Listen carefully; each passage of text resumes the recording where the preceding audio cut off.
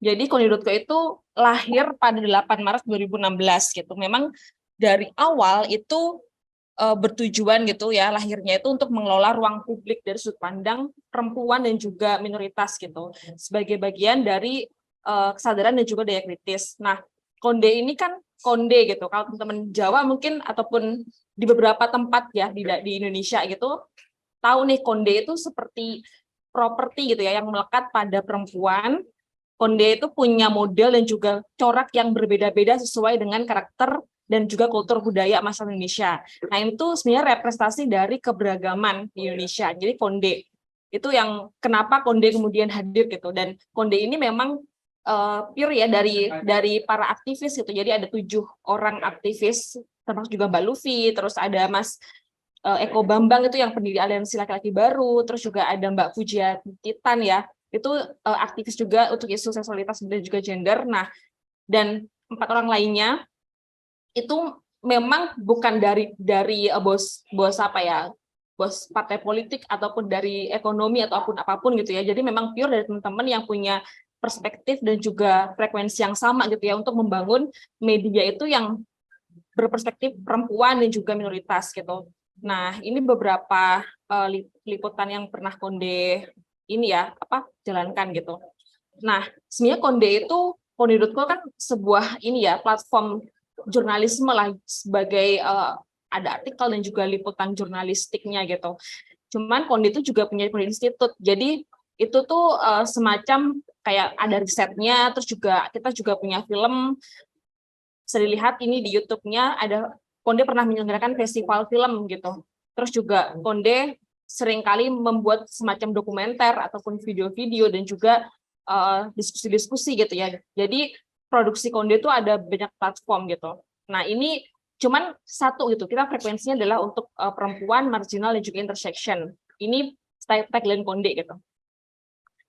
Nah, kemudian bagaimana sih Konde ikut gitu. Nah, ini sebenarnya dari tahun 2016 sampai sekarang itu kan memang namanya juga media alternatif ya. Jadi Konde itu termasuk media non mainstream lah ya, yang sebenarnya berbenah ya untuk dalam keredaksian itu paling enggak 3-2 tahun yang lalu gitu. Jadi memang benar-benar ditata dan juga Konde semakin inilah ya, semakin rapi dengan susunan keredaksian. Terus juga ada tim-tim redaksi yang itu kalau nggak salah tuh 10-13 orang gitu. Jadi itu tim Konde gitu yang memang kita memproduksi ini semua gitu. Gitu sih. Jadi kita ini ya mengikuti apa yang sedang terjadi peristiwa, terus juga meliput isu-isu penting. Kita juga punya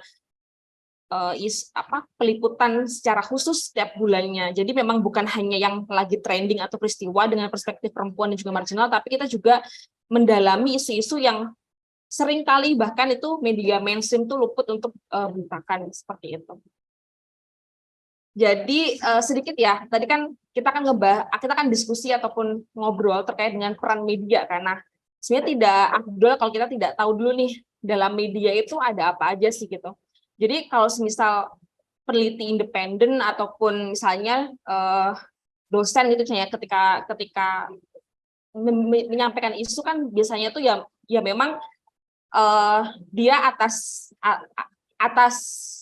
sendiri gitu ya, maksudnya seringkali itu independen bukan independen sih, lebih ke berdiri sendiri gitu. Nah, kalau media itu sebenarnya ya bisa dibilang kita jurnalis itu kita mempunyai ekosistem gitu di sini. Media itu punya ekosistem yang itu saling terkait gitu ya.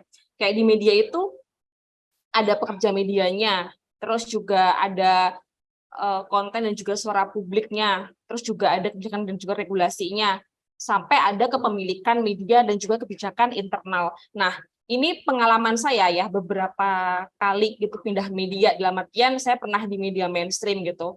Media mainstream, cuman saya kebagian yang era daring ya, jadi saya tidak pernah merasakan era-era misalnya kayak cetak gitu. Pernah sih dulu waktu mahasiswa, cuman ketika terjun di dunia profesional memang langsung daring. Jadi saya kan terbatas itu menyampaikan terkait dengan era daring gitu. Nah, di sini sebenarnya tiap media ataupun tiap perusahaan media ataupun media alternatif tuh kayak punya ini masing-masing gitu sih. karakteristik masing-masing gitu.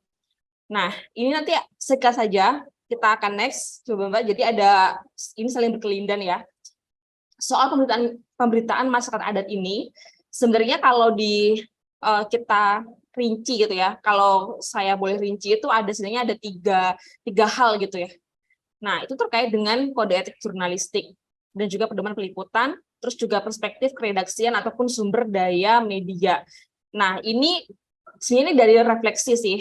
Jadi ketika saya pernah menjadi jurnalis di media mainstream dan kemudian sekarang saya bergabung dengan teman-teman di media alternatif itu memang ada perbedaan yang signifikan yang saya rasakan gitu ya terkait dengan pengangkatan isu, terus juga angle liputan, terus juga bagaimana kita mendistribusikan ataupun mengambil narasi-narasi ataupun wacana-wacana yang beredar di isu di luar gitu. Nah, itu cukup berbeda meskipun nanti kita akan ngebahas bagaimana sih sebaiknya gitu kita memberitakan soal masalah adat.